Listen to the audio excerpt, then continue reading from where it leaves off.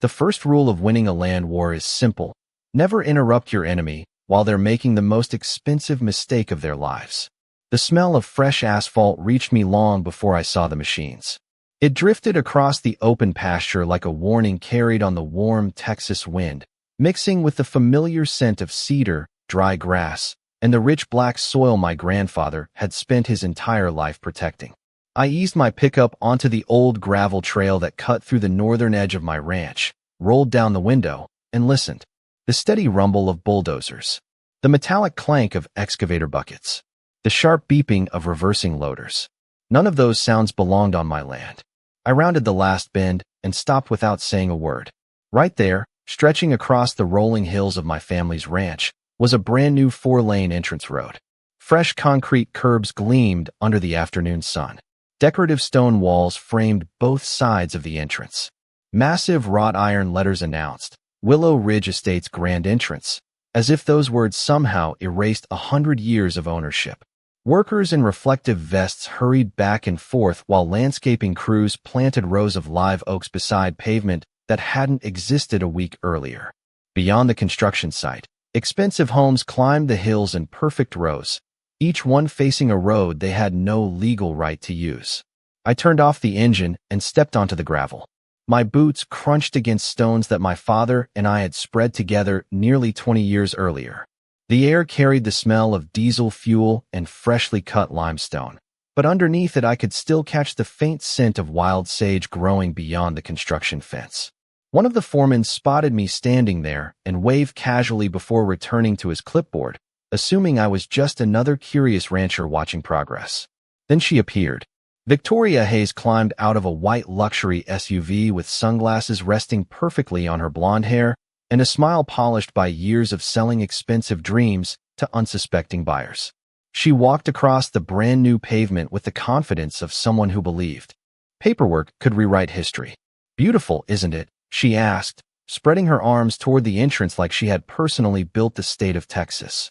"This community finally has an entrance worthy of its future." I looked past her toward the survey markers that had once defined my property line. They were gone, buried beneath layers of gravel, concrete, and asphalt. She mistook my silence for defeat. Most people would have argued. Most people would have threatened lawsuits. Most people would have demanded the machine stop immediately. I reached into my shirt pocket instead, pulled out my phone, and quietly took a single photograph. Victoria noticed and laughed softly. "Planning to complain?" she asked. I slipped the phone back into my pocket. "No," I said calmly. "I'm making sure I remember exactly how this looked before everyone realized what they'd built." She smiled as though I'd surrendered. The workers kept pouring concrete. The trucks kept arriving. Buyers continued signing contracts inside the polished sales office only a few hundred yards away. Nobody noticed the old stone boundary marker sitting half-hidden beneath a cedar tree behind me. Nobody asked why it had survived every survey for nearly 80 years. And nobody realized that the entire future of Willow Ridge Estates depended on a strip of land that still belonged to one family.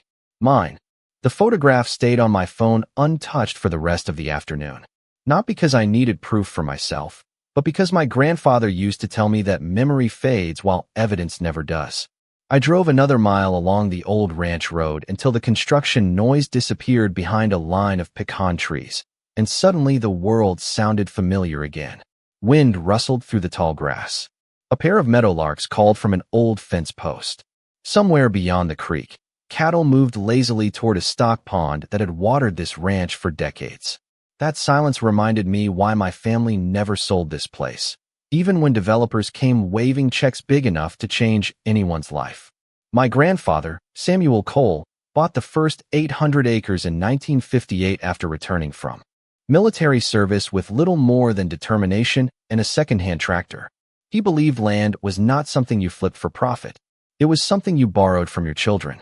My father expanded the ranch one parcel at a time whenever neighboring families retired or moved away. By the time he passed it to me, those scattered purchases had grown into more than 2,300 acres stretching across rolling hills, grazing fields, creek beds, and hardwood timber that looked almost untouched despite being worked every single season. I learned every inch of that property before I ever learned to drive. Dad would hand me a shovel instead of a video game, and spend entire Saturdays walking boundary lines. He never hurried. Every corner marker had a story. Every old oak tree meant something. Every rusted fence staple or weathered limestone monument represented an agreement made decades earlier with a handshake that was eventually recorded in county records. He would stop beside those stone markers, brush away the dirt with his boot, and say the same sentence every single time.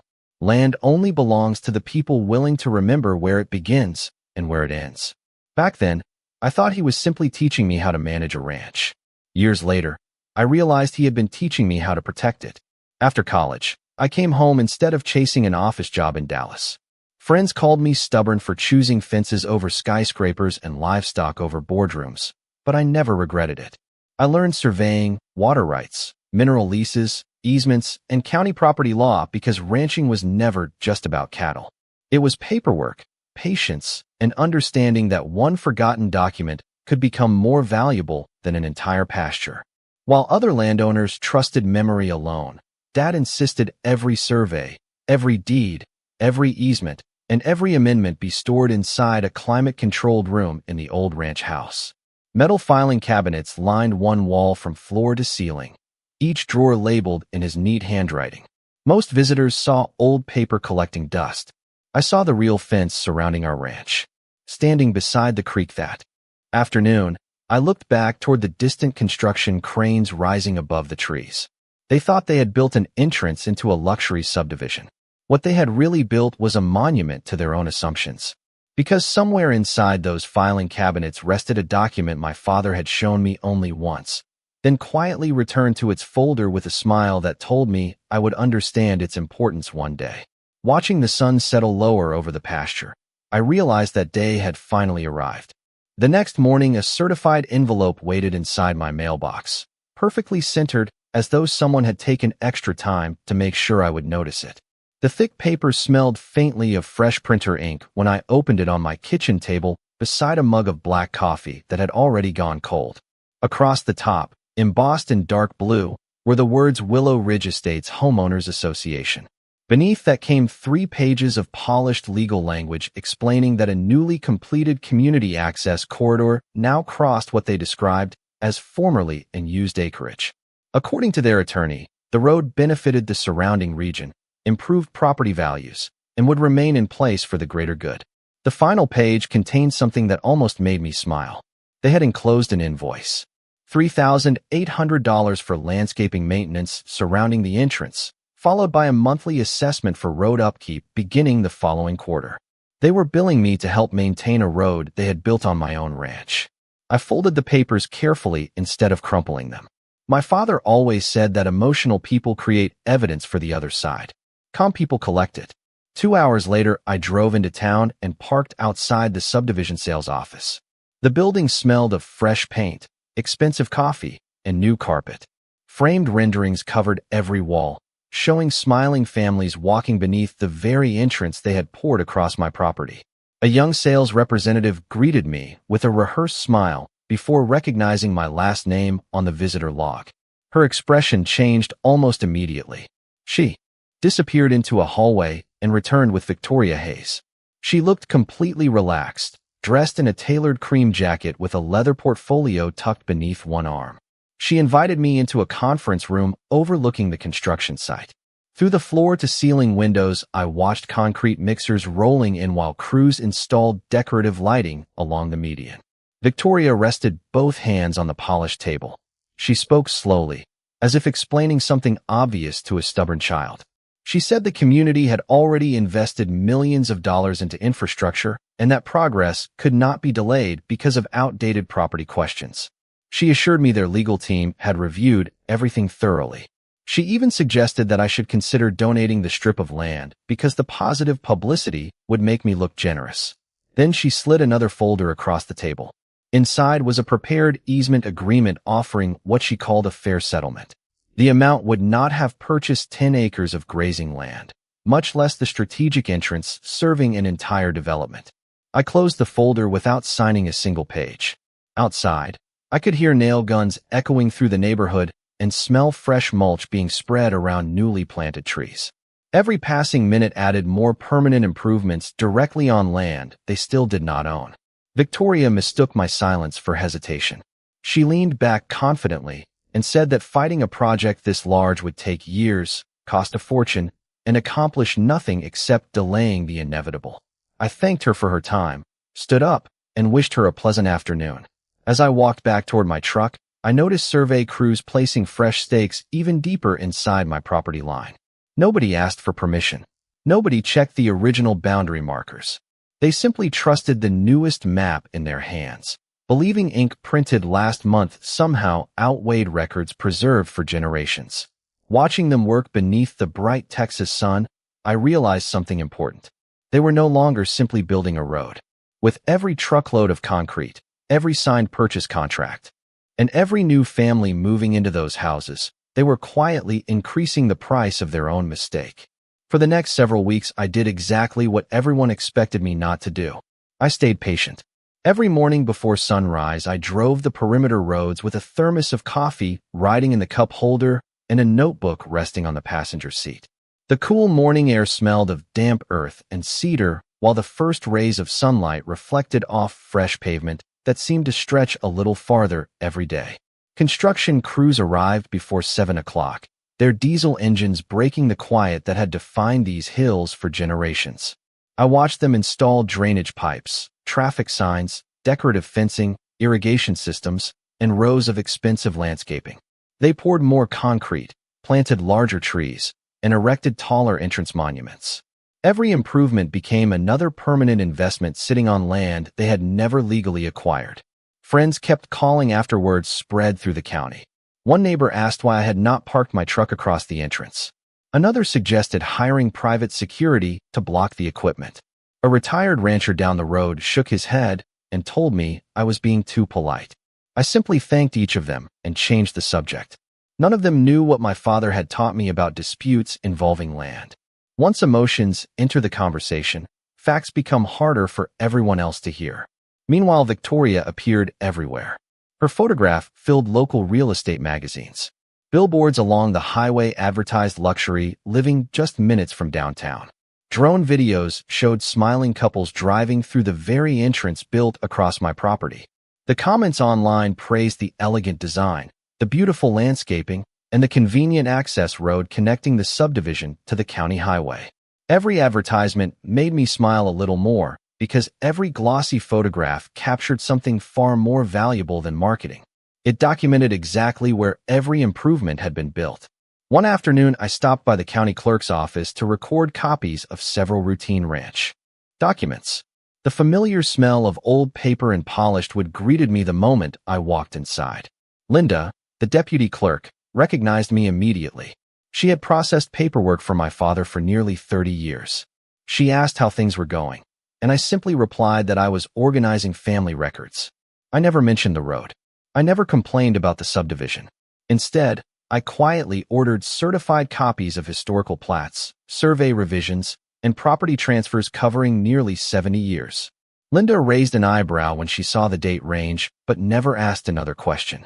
By the time I carried the thick envelope back to my truck, the afternoon heat shimmered above the courthouse parking lot, and I could hear church bells echoing across the square.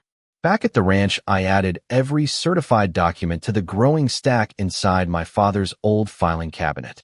The metal drawers slid open with the same familiar sound I had heard since childhood.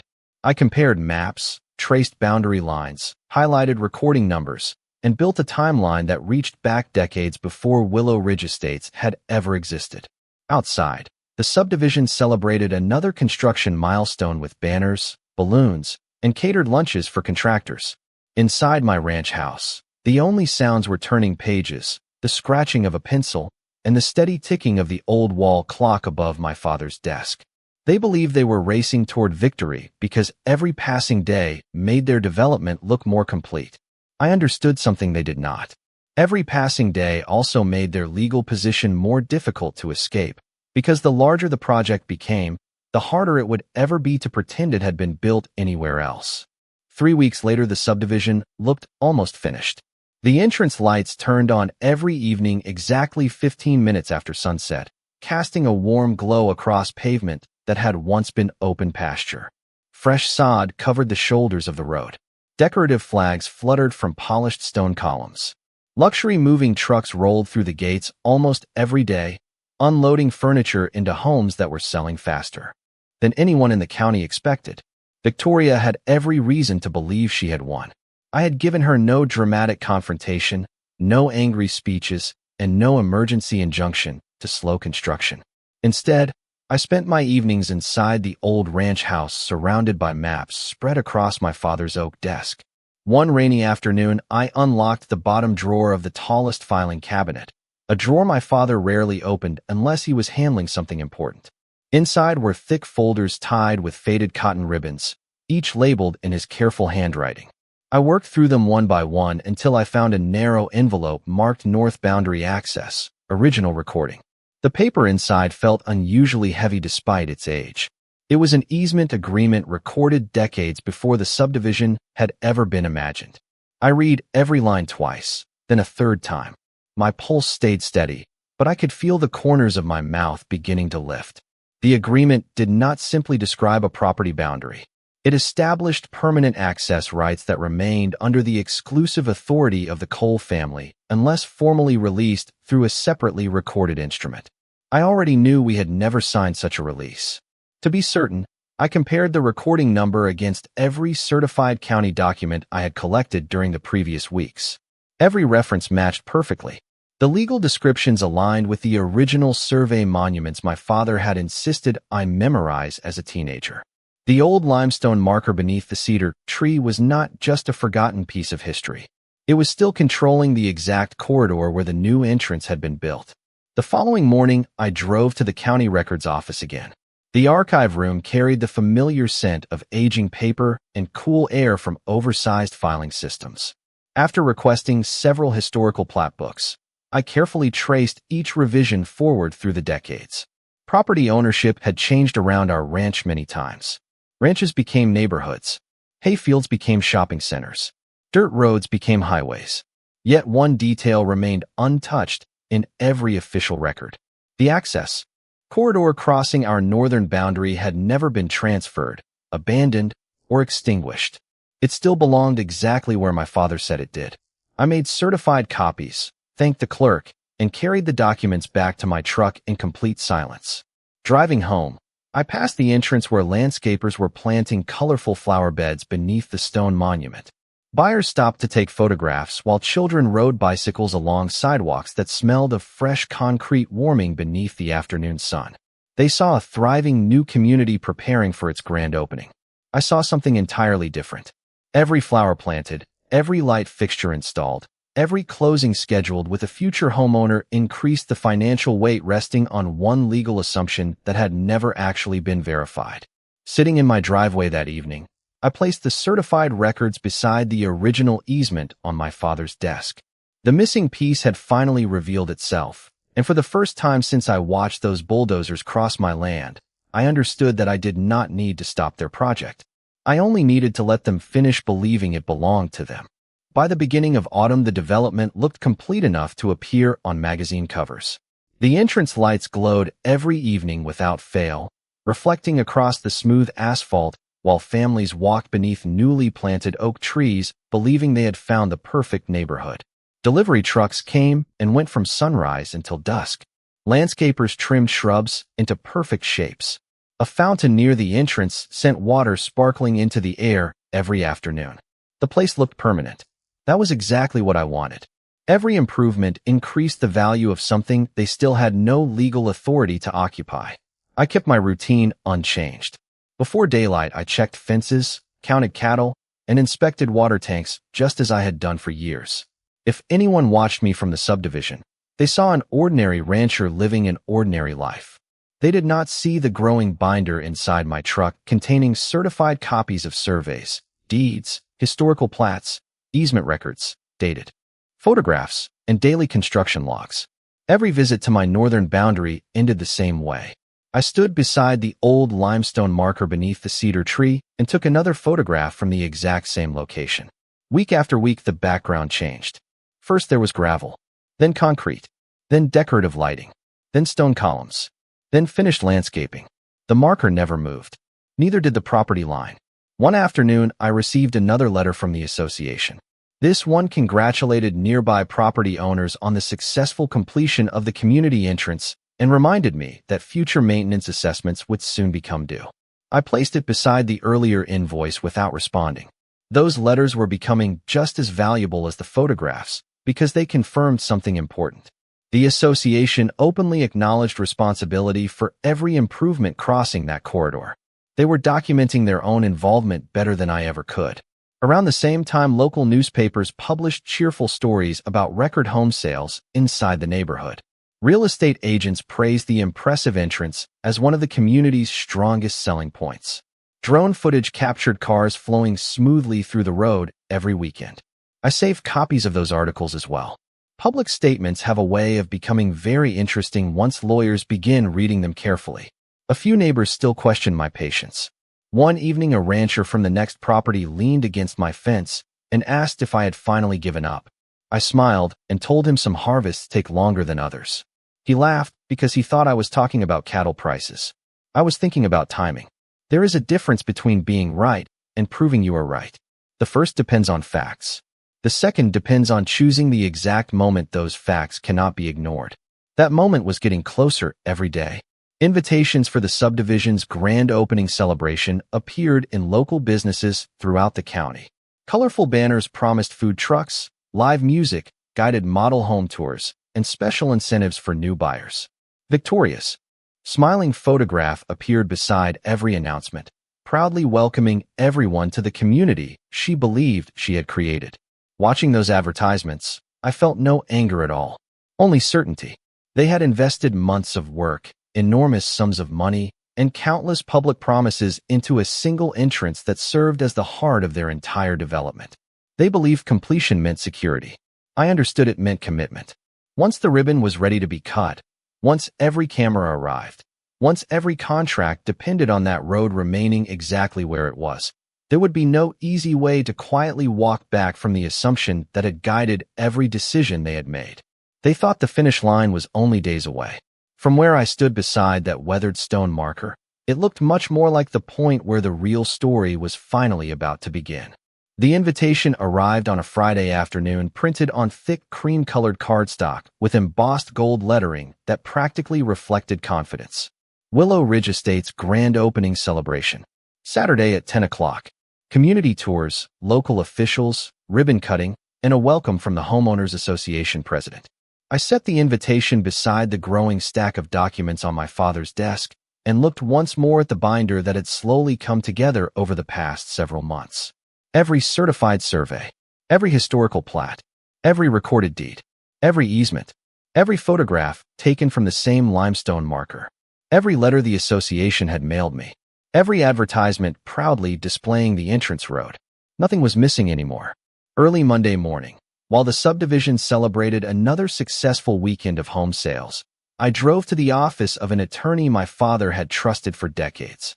His name was Charles Bennett, and the walls of his conference room were lined with framed aerial photographs of ranches he had helped protect throughout his career. He listened without interrupting as I placed the documents across the polished table, one folder at a time. He examined the original easement first, then compared it against the certified county records, the survey overlays, and the current construction photographs. Nearly an hour passed before he finally leaned back in his chair. He removed his glasses, smiled quietly, and said the one sentence I had been expecting ever since I opened that forgotten envelope in my father's filing cabinet. Nathan, they never acquired the corridor. There was no excitement in his voice, just certainty. The following days moved with surprising precision. Certified copies were organized into indexed exhibits. Survey maps were enlarged for clarity. A licensed surveyor confirmed every boundary marker still matched the legal descriptions recorded decades earlier. Every professional who reviewed the file reached the same conclusion. The entrance had been designed, approved, marketed, and completed on land whose controlling access rights had never changed ownership. By Thursday morning, the completed filing sat neatly inside a leather portfolio. We submitted it to the appropriate court together with supporting records that reached back generations. There were no dramatic speeches in the hallway, no raised voices, no emotional accusations. Only carefully documented facts arranged in chronological order. Afterward, I stopped by the ranch before sunset. The cool breeze carried the scent of freshly mowed grass from the subdivision, while birds settled into the cedar trees surrounding the old boundary marker. Traffic flowed steadily through the entrance as families returned home from work, completely unaware that a quiet legal process had already begun moving beneath everything they depended upon. Victoria appeared on the evening news that night, smiling beside the stone monument, thanking residents for believing in the vision of the community. Behind her, cars continued passing over the same stretch of pavement that had become the centerpiece of every advertisement. I watched the broadcast from my kitchen without saying a word. She looked confident because nothing around her had changed. The lights still worked. The landscaping still looked perfect. The fountain still sparkled beneath the setting sun. What she could not see was that the conversation had shifted away from construction and into recorded ownership, where polished presentations carried far less weight than forgotten documents signed decades before either of us ever stood on that road. For months, they had been building something they believed was permanent. Now, every finished detail stood exactly where it needed to be, waiting for the one question nobody had seriously asked until it was far too late: who actually owned the ground beneath it all? The hearing itself lasted far less time than the months that had led to it. There were no dramatic surprises because every important fact had already been recorded long before anyone entered the room. Charles Bennett presented the certified surveys first, followed by the original easement agreement, the historical plats, and the chain of recorded ownership reaching back more than half a century. Each document fit together like pieces of a puzzle that had been waiting patiently for someone to place them in the correct order. Across the room, Victoria and the association's attorneys shuffled through thick binders of development approvals, engineering plans, construction contracts, and marketing materials. They had thousands of pages describing what they built, how much they spent, and why they believed the entrance benefited the community. The problem was that none of those documents answered the one question that mattered. Not one of them transferred ownership of the land beneath the road.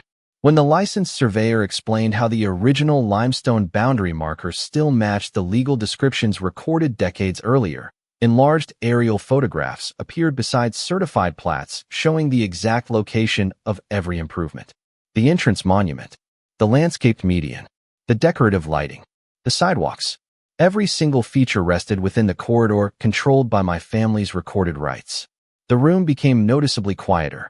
Victoria leaned toward her attorney several times, pointing at copies of modern surveys, as though a newer drawing could somehow erase an older recorded interest. It could not. County records spoke with remarkable consistency. After reviewing the exhibits, the court acknowledged that the historical property records and easement documentation remained controlling and that no recorded instrument had ever extinguished or transferred those rights. The carefully prepared development plans suddenly looked incomplete because they relied upon an assumption that had never been legally secured. Outside the courthouse, the autumn air felt crisp and carried the familiar scent of fallen leaves drifting across the town square. My telephone began ringing before I even reached my truck. Charles called first to explain the immediate procedural steps. A surveyor called next to coordinate follow-up documentation. Then local reporters began requesting comments after learning that questions surrounding the subdivision entrance had entered the public record. I politely declined every interview. The documents spoke clearly enough without my help. Over the following days, the consequences unfolded with surprising speed. Real estate agents quietly paused several scheduled closings while attorneys reviewed title questions. Contractors postponed additional improvements near the entrance until ownership issues could be clarified. Residents who had proudly shared photographs of the grand entrance only weeks earlier now gathered in small groups beside the stone monument, wondering why survey crews had returned with measuring equipment. Victoria attempted to reassure everyone through community newsletters, insisting the matter was only a temporary misunderstanding that would soon be resolved. Yet each news statement faced the same obstacle as the last. Optimistic language could not replace recorded property rights. Every advertisement celebrating the entrance, every brochure highlighting convenient access, and every public presentation praising the completed roadway now confirmed just how central that corridor had become to the entire development. The very success they had proudly displayed for months transformed into evidence, showing how completely the project depended upon land they never properly secured. Standing once again beside the old limestone marker beneath the cedar tree, I watched the evening sunlight settle across the quiet road. Months earlier it had been nothing more than a construction site filled with noise and confidence. Now it stood exactly as my father had predicted years ago, proving that boundaries remembered with patience often outlast assumptions built in haste. Several months later, the entrance looked almost exactly the same as it had on the afternoon I first found bulldozers crossing my ranch. The stone monument still stood beneath the Texas sky. The oak trees had grown a little taller. The fountain continued sending water into the air with the same steady rhythm. Families still drove through the gates every morning on their way to work. Children still rode bicycles along the sidewalks after school, and the neighborhood remained quiet. From the outside, very little had changed. The difference was hidden inside a stack of signed legal documents resting in my office. After weeks of negotiations, the association accepted what they could have secured from the beginning if they had simply respected the property line. A formal long-term access agreement was recorded through the county, recognizing the Cole family's ownership while granting the community lawful use of the entrance under clearly defined conditions. The association agreed to cover the legal expenses created by the dispute, compensate my family for the unauthorized use of the corridor, and assume responsibility for maintaining every improvement built within the access area. Nothing had to be torn down because the issue had never been about destroying a road. It had always been about recognizing who owned the ground beneath it. The old limestone boundary marker remained exactly where my father had shown it to me years before. Only now it was protected, professionally documented, and permanently referenced in updated survey records so that no future developer could honestly claim they had overlooked it again. One cool evening, I parked my truck beneath the cedar tree and watched traffic move calmly through the entrance. The smell of fresh asphalt that had once dominated the air had long since disappeared, replaced by the familiar scent of cut hay drifting across the pasture. Birds settled into the branches above me while the setting sun painted the stone monument with the same warm light that had greeted me the day construction first began. I thought about my grandfather clearing this land with equipment that would look primitive today. I thought about my father making me walk every boundary line until I knew each marker by memory. At the time, those lessons had seemed repetitive. Standing there now, I understood they had never been teaching me how to defend land through confrontation. They had been teaching me how to defend it through patience, preparation, and respect for facts that outlast opinions. Victoria eventually resigned from the association leadership. I never celebrated that decision because personal victories fade quickly. What remains are the records people leave behind and the example they set for everyone who comes after them. The residents were never my enemies. They simply wanted a place to call home. In the end, they kept their neighborhood, the community kept its entrance, and my family kept what had always belonged to us. The road that had begun as someone else's assumption became a reminder that ownership is not determined by confidence, expensive construction, or polished presentations. It is determined by history, responsibility, and the willingness to protect what generations before you trusted you to preserve. Every time I drive past that entrance now, I notice the same old limestone marker resting quietly beneath the cedar tree. Most people never see it. They admire the stone walls, the landscaped median, or the elegant gates instead. That is perfectly fine with me because the smallest landmark on the property turned out to be the strongest one. My father was right all along. Boundaries do not disappear simply because someone chooses to build across them. They wait patiently for the day the truth catches up, and when it finally does, justice never has to raise its voice.